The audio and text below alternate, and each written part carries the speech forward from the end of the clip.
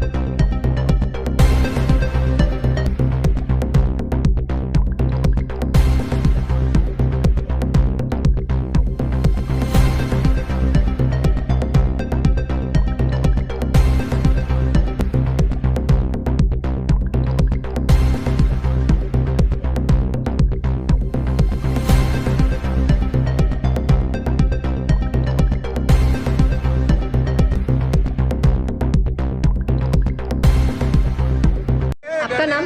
भारती विका मराठे, ये विस्तार का नाम? द्वारकेश नगर। ये आप कितने सालों से गणपति की स्थापना करते हो अभी ये तीसरा साल है।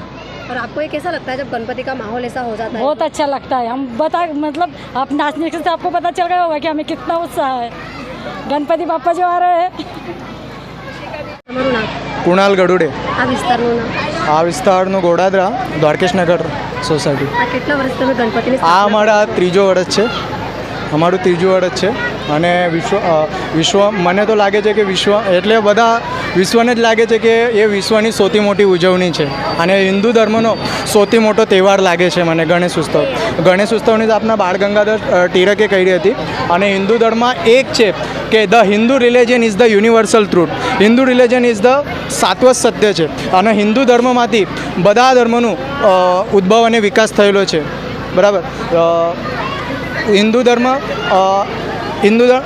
religion is the accepted other religions and faithfulness and tolerance.